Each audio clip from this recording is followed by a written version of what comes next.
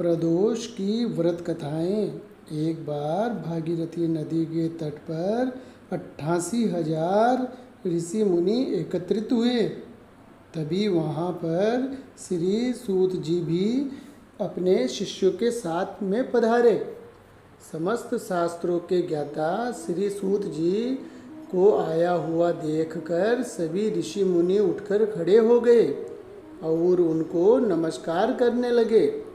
फिर उनको उच्च आसन देकर सभी ऋषि मुनि अपने अपने स्थान पर बैठ गए।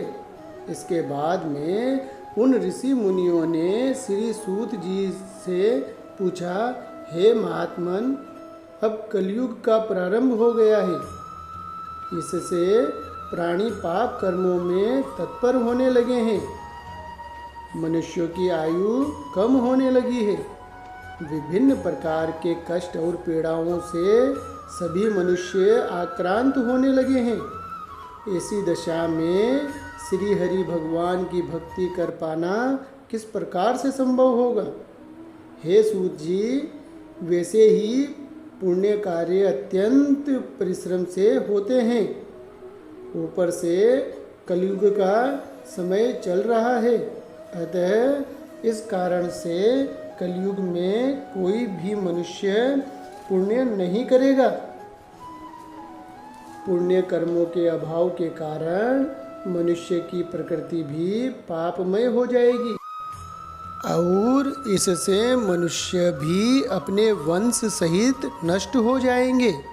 हे सूत जी, ऐसी स्थिति में थोड़े से परिश्रम से ही मनुष्य को अपार पुण्य की प्राप्ति हो, ऐसा कोई उपाय हम लोगों को बताइए। हे महात्मन, कोई ऐसा व्रत बतलाइए जिसको करने से मनुष्य की सारी मनोकामनाएं पूरी हो। श्री सूत जी बोले, हे श्रेष्ठ मुनियों, आप धन्यवाद के पात्र हैं। आपके हृदय में सदैव परहित और लोक कल्याण की भावना रहती है। अब मैं उस व्रत को कहता हूँ जिससे करने से सारे पाप नष्ट हो जाते हैं। इस व्रत को करने से मनुष्य के दुखों का नाश होता है और उसके धन में वृद्धि होती है, श्रेष्ठ संतान की प्राप्ति होती है और उसकी अन्य सभी शुभ मनोकामनाएं पूरी होती है। उस व्रत का नाम है प्रदोष का व्रत।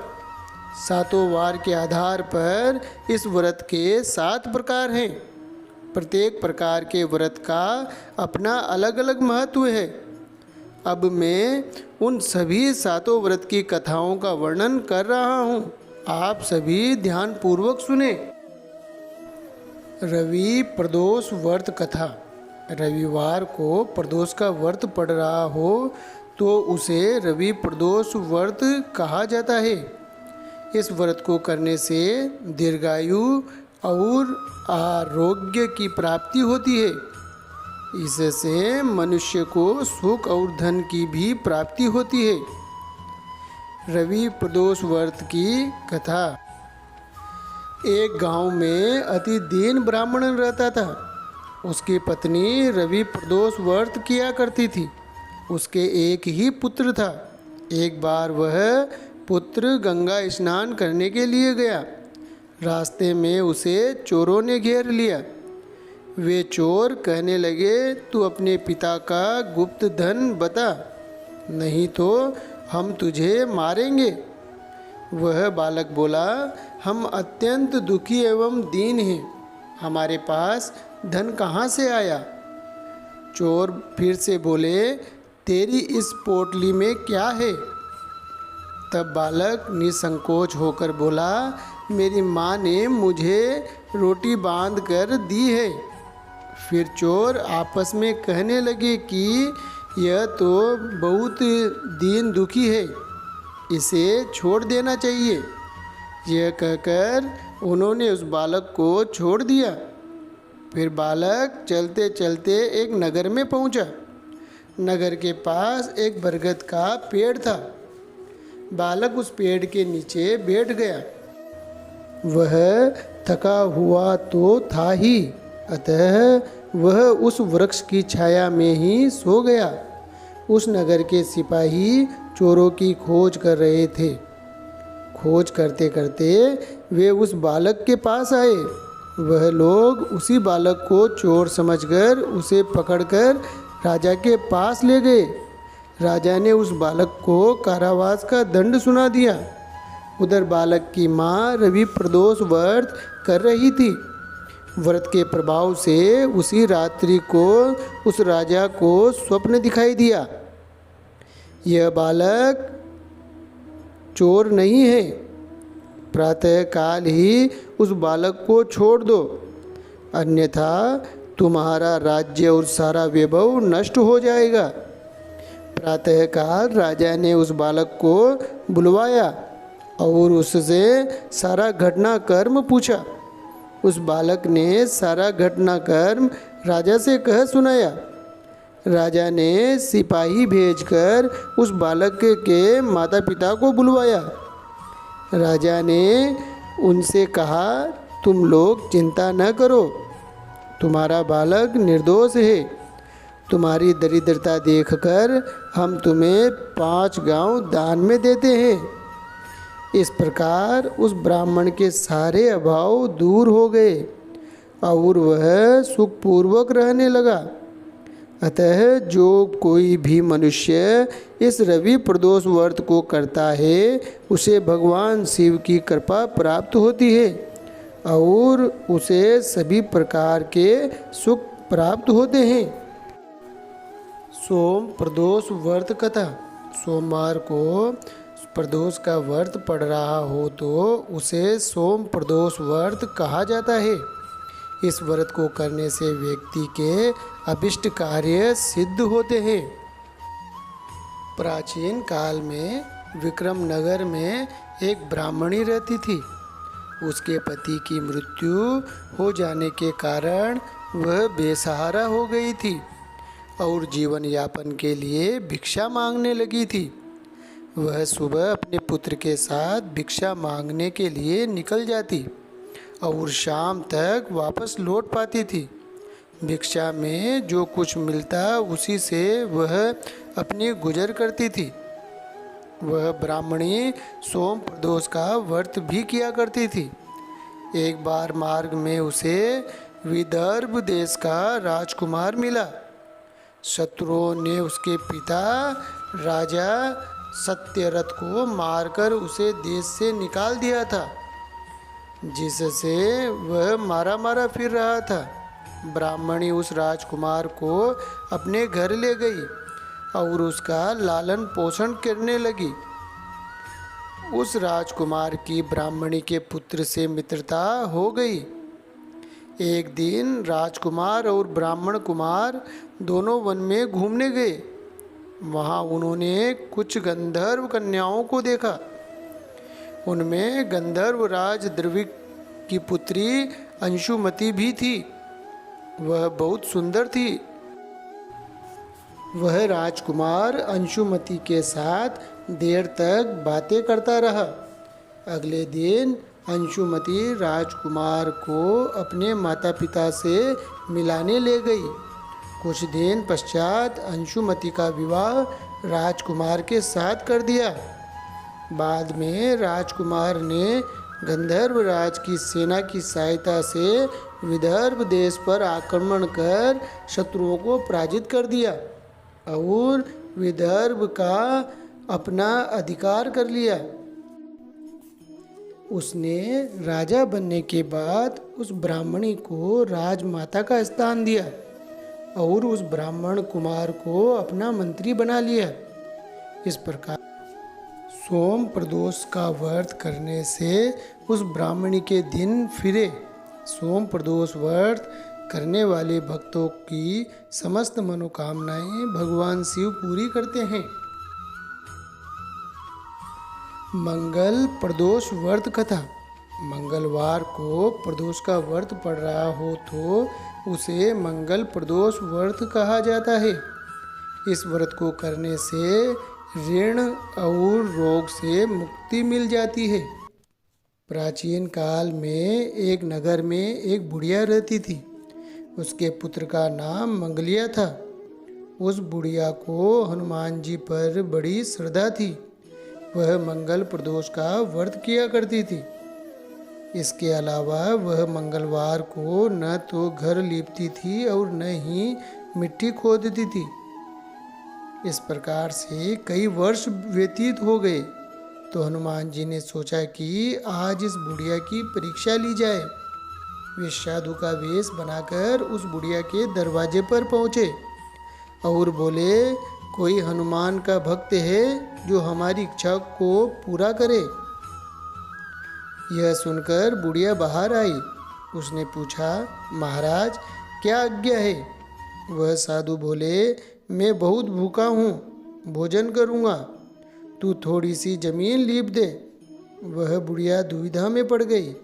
फिर हाथ जोड़कर बोली, महाराज जमीन लीपने और मिट्टी खोदने के अतिरिक्त आप जो भी काम बताएंगे वह अवश्य मैं करूँगी। साधु बोले, तू अपने बेटे को बुला दे, मैं उसे औंधा लिटाकर उसकी पीठ पर आग जलाकर भोजन बनाऊंगा। यह सुनकर बुढ़िया विचार में पड़ गई, लेकिन फिर भी उसने अपने बेटे मंगलिया को बुलाकर साधु महाराज के हवाले कर दिया। उस साधु ने मंगलिया को औंधा लिटाकर उस पर आग जलाई और फिर बुढ़िया के सामने ही उस आग पर भोजन बनाकर भोजन किया। फिर उस साधु ने बुढ़िया से अपने बेटे मंगलिया को पुकारने को कहा। वह बुढ़िया बोली, हे महाराज मेरे हृदय को और न दुखाओ। लेकिन साधु न माने और उस बुढ़िया को मंगलिया को पुकारना पड़ा। बुढ़िया के पुकारते ही मंगलिया बाहर से हंसता हुआ दौड़कर आया। मंगलिया को जीवित देखकर बुढ़िया को बड़ा आश्चर्य हुआ। वह साधु के चरणों में गिर पड़ी। तब साधु ने उसे अपने असली स्वरूप में दर्शन दिए। हनुमान जी के साक्षात दर्शन पाकर उस बुढ़िया का जीवन सफल हो गया। हनुमान जी ने उस बुढ़िया को वरदान दिया कि तुम्हारा यह पुत्र तुम्हारी सेवा करेगा तथा तुम्हारे सभी दुखों को दूर करके तुम्हारी कीर्ति फैलाएगा। इस प्रकार मंगल प्रदोष का व्रत करके उस बुढ़िया के सारे दुख दूर हो गए। बुध प्रदोष व्रत। बुधवार को प्रदोष का व्रत पड़ रहा हो तो उसे बुध प्रदोष व्रत कहा जाता है। इस व्रत को करने से व्यापार में उन्नति समृद्धि होती है। प्राचीन काल में श्याम नाम का एक पुरुष अपने ससुराल गया।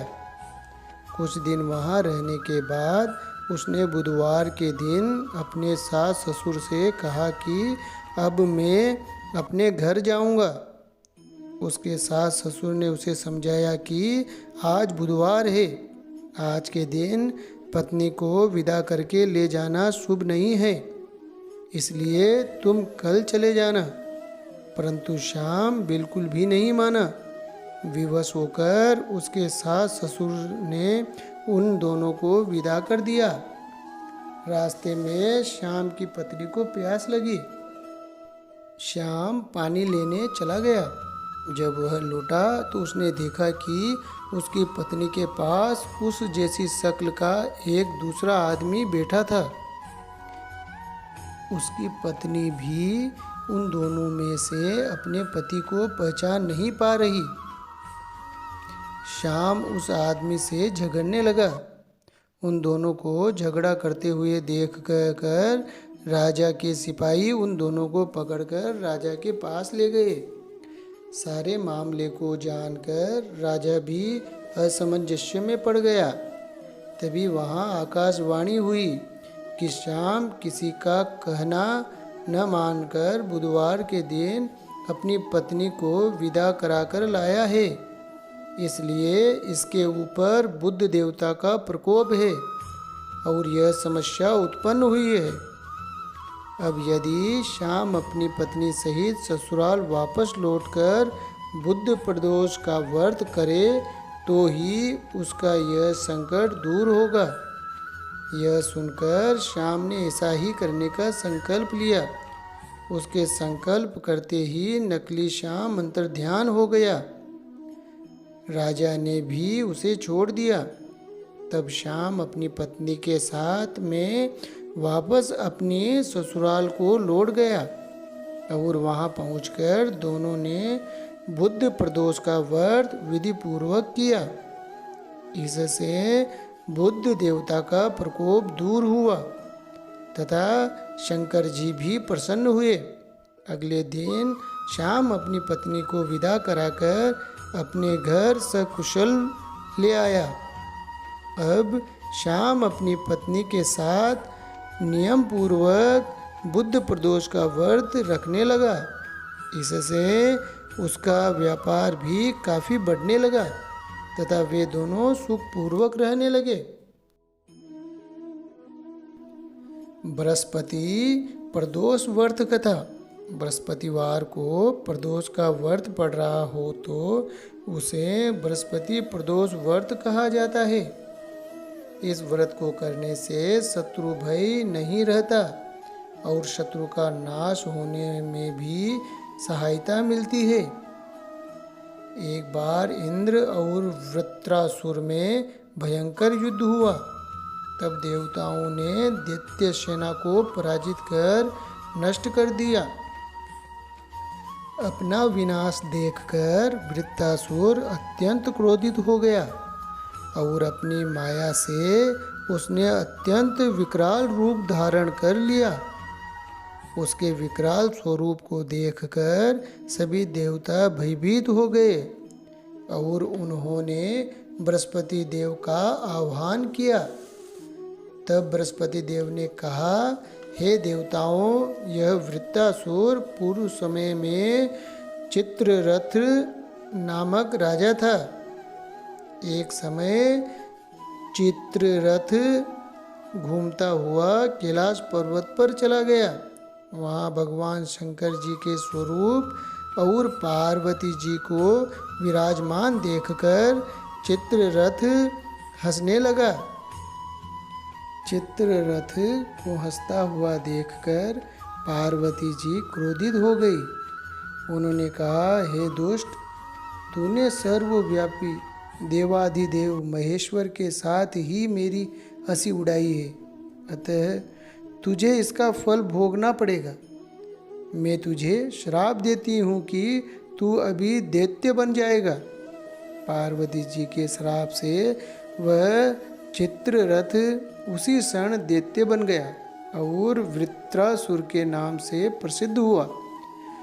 फिर इसने गंधर्व पर्वत पर उग्र तप करके शिव जी को प्रसन्न कर लिया, इसलिए तुम इसे जीत नहीं पा रहे हो। तुम लोग बृहस्पति प्रदोष व्रत करो, तभी तुम उस महाबलशाली दैत्य पर विजय प्राप्त कर पाओगे। यह सुनकर सभी देवता प्रसन्न हुए और उन्होंने बृहस्पति प्रदोष व्रत विधि विधान से किया। तब उन्होंने दैत्य वृत्रासुर पर विजय प्राप्त की और फिर सुखपूर्वक रहने लगे। शुक्र प्रदोष व्रत कथा। शुक्रवार को प्रदोष का व्रत पड़ रहा हो तो उसे शुक्र प्रदोष व्रत कहा जाता है। इस व्रत को करने से सौभाग्य और स्त्री सुख की प्राप्ति होती है। प्राचीन काल की बात है, एक नगर में 3 मित्र रहते थे। उनमें से एक राजकुमार था, दूसरा ब्राह्मण पुत्र था और तीसरा सेठ का पुत्र था। उन तीनों मित्रों का विवाह हो चुका था। राजकुमार और ब्राह्मण पुत्र का गोना भी हो चुका था, लेकिन सेठ के पुत्र का गोना अभी नहीं हुआ था। एक दिन सेठ के पुत्र से उसके राजकुमार मित्र ने कहा कि तुम गोना कराकर अपनी पत्नी को ले आओ। यह सुनकर उसने अपनी पत्नी को बुलाकर लाने का निश्चय कर लिया। सेठ के पुत्र ने घर जाकर कहा कि मैं अपनी पत्नी को लेने अपने ससुराल जा रहा हूँ। यह सुनकर घर वालों ने कहा कि अभी शुक्रास्त है, अर्थात शुक्र ग्रह डूबा हुआ है। ऐसे समय में बहू को विदा कराकर नहीं लाते हैं। जब शुक्रोदय हो जाए तब ले आना। लेकिन वह नहीं माना और अपनी पत्नी को लेने अपने ससुराल चला गया। ससुराल में जाकर जब उसने कहा कि वह अपनी पत्नी को विदा कराने आया है, तो उसके ससुराल वालों ने भी उसे समझाया कि अभी शुक्रास्त है, जब शुक्रोदय हो जाए तब ले जाना। लेकिन वह नहीं माना और अपनी पत्नी को विदा करने पर अड़ गया। विवश होकर उसके सास ससुर ने बेटी दामाद को विदा कर दिया। रास्ते में उसकी बैलगाड़ी का पहिया टूट गया और बैल की भी एक टांग टूट गई। उसकी पत्नी को भी चोट आई। आगे चलने पर डाकुओं ने उनका सारा धन लूट लिया। वह रोता पीटता घर पहुंचा। वहां पहुंचते ही उसे सांप ने डस लिया। वेदों ने उसे देखने के बाद कहा कि यह 3 दिन में मर जाएगा। जब ब्राह्मण पुत्र को पता लगा तो वह सेठ के पास आया। उसने सेठ से कहा कि आपका पुत्र शुक्रास्त में अपनी पत्नी को विदा कराकर लाया है, इसलिए यह घटनाएं घटित हो रही हैं। इसे इसकी पत्नी सहित वापस ससुराल भेज दें। वहाँ पर यह दोनों शुक्र प्रदोष का व्रत करें। फिर शुक्रोदय होने पर ही यह अपनी पत्नी को विदा कराकर लाए, तभी यह दोनों सुख से रह पाएंगे। उस ब्राह्मण पुत्र की बात मानकर सेठ ने अपने पुत्र को वापस उसके ससुराल भेज दिया। वहाँ पहुंचकर सेठ के पुत्र ने अपनी पत्नी सहित शुक्र प्रदोष का व्रत किया। इससे सेठ के पुत्र का जहर उतर गया। फिर शुक्रोदय होने पर सेठ का पुत्र अपनी पत्नी को विदा कराकर अपने घर ले आया। अब वह सुखपूर्वक रहने लगा।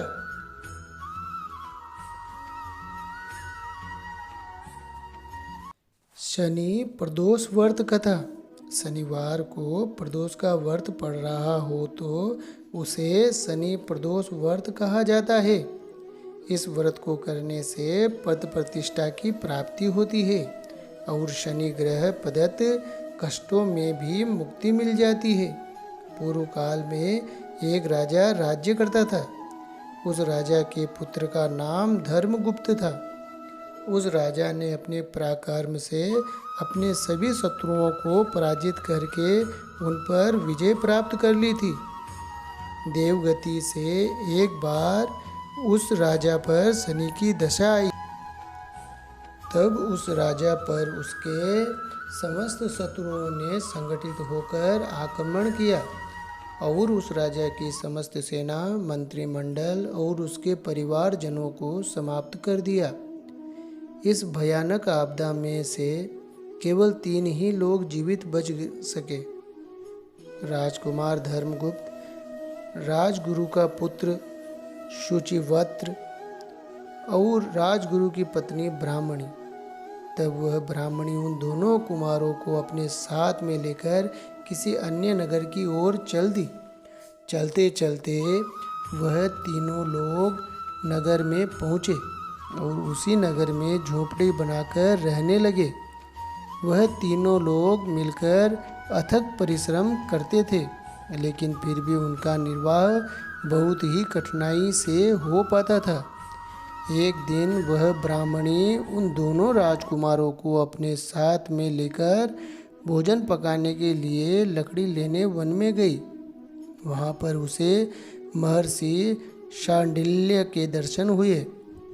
उन तीनों ही लोगों ने महर्षि के चरणों में प्रणाम किया। फिर ब्राह्मणी ने कहा, हे महर्षि, आपका दर्शन करके हम सभी कृतार्थ हो गए। अब आप ही हमें हमारे कष्टों के निवारण का कोई उपाय बता सकते हैं। यह धर्मगुप्त एक राजपुत्र है और अपने शत्रुओं से पराजित होकर घोर दारिद्र्य में जीवन व्यतीत कर रहा है। हम सभी अत्यंत कष्टों में पड़े हुए हैं, अतः आप ही हमारे उद्धार का कोई उपाय बताएं। तब महर्षि शांडिल्य ने कहा, हे देवी, तुम सभी के ऊपर शनिदेव का प्रकोप है, अतः तुम सभी लोग शनि प्रदोष का व्रत किया करो और भगवान शिव तथा पीपल के वृक्ष का पूजन किया करो, इससे तुम्हारा कल्याण होगा। यह सुनकर उन तीनों ने महर्षि को श्रद्धापूर्वक प्रणाम किया और लकड़ी लेकर अपनी कुटी पर वापस आ गए। फिर शनि प्रदोष के दिन उन तीनों ने ही व्रत किया और भगवान शिव का तथा पीपल के वृक्ष का पूजन किया। इस प्रकार से वह तीनों नियमित रूप से व्रत और पूजन करने लगे। इस प्रकार से 4 मास व्यतीत हो गए। एक दिन शुचिवस्त्र स्नान करने के लिए नदी पर गया। वहाँ उसे नदी के किनारे पर बहुत बड़ा कलश रखा हुआ दिखाई दिया। शुचिवस्त्र ने उसको उठाकर देखा तो उसमें काफ़ी धन था। शुचिवस्त्र उस कलश को उठाकर घर ले गया और घर जाकर अपनी माँ से बोला, हे माँ, भोले शंकर ने इस कलश के रूप में हमें धन दिया है।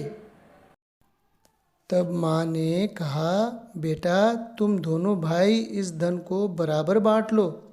शुचिवस्त्र ने प्रसन्न होकर राजकुमार धर्मगुप्त से कहा, भैया, तुम अपना हिस्सा ले लो।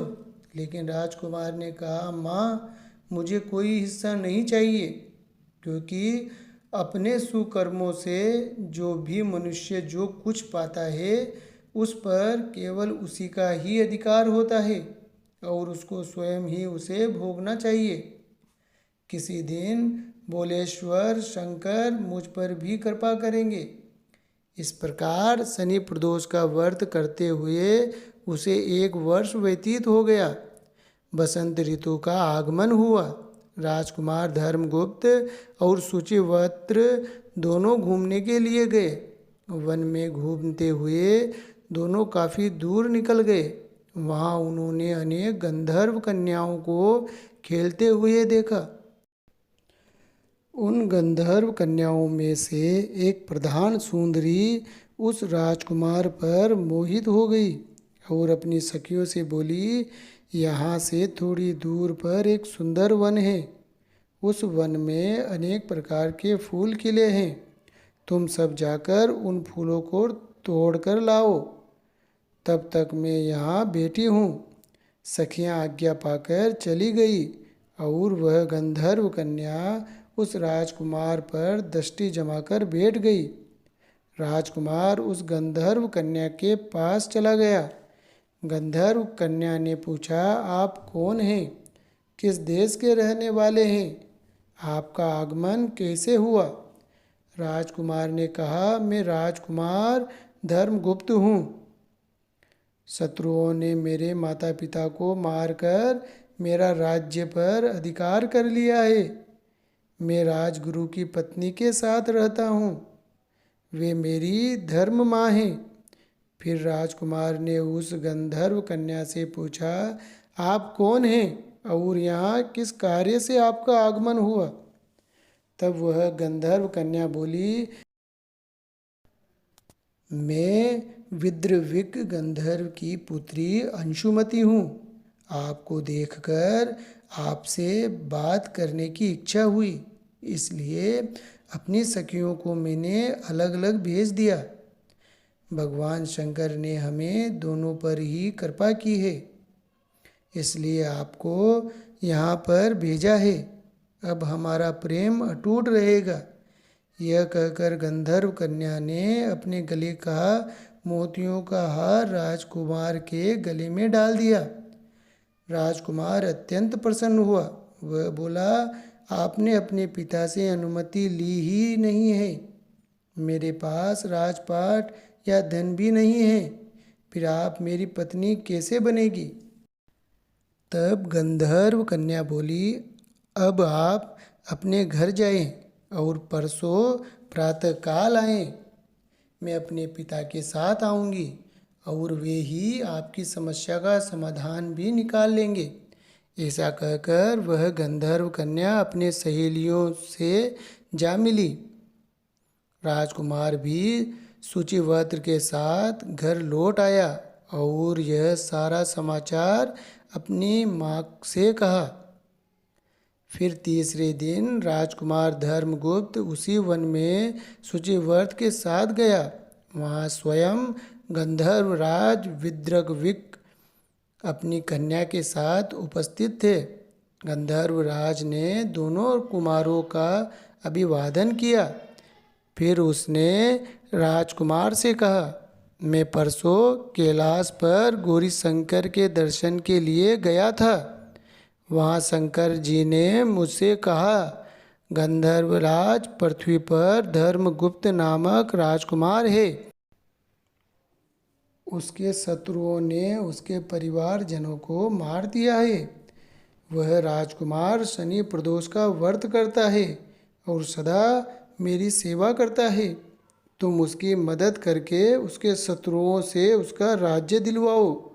शंकर जी की आज्ञा पाकर मैं अपने घर चला आया। घर पर मेरी पुत्री अंशुमति ने तुम्हारे विषय में बताया। भगवान शंकर की आज्ञा हुई, वह अंशुमति के मन की बात जानकर मैं यहाँ आया हूँ। मैं अपनी पुत्री आपको सौंपता हूँ। आपके शत्रुओं को परास्त करके आपका राज्य भी मैं आपको दिलवा दूँगा। यह कहकर गंधर्वराज ने अपनी कन्या का विवाह राजकुमार के साथ कर दिया। अंशुमति की सहेली का विवाह सूचिव्रत के साथ में कर दिया। राजकुमार की मदद के लिए अपनी चतुरंगिणी सेना भी भेज दी। राजकुमार ने गंधर्वराज की चतुरंगिणी सेना की मदद से अपने शत्रुओं को परास्त करके अपने राज्य पर अधिकार कर लिया। उसने अपनी धर्म माता ब्रह्माणी को राजमाता बनाया और सूचिव्रत की मंत्री नियुक्ति की। इस प्रकार शनि प्रदोष व्रत के प्रभाव से राजकुमार धर्मगुप्त को अपना राज्य वापस मिल गया और वह अनेकों सुख भोग कर अंत में शिवलोक को प्राप्त हुआ। ऐसे ही वीडियो देखने के लिए चैनल को लाइक एंड सब्सक्राइब जरूर करें। Thank you.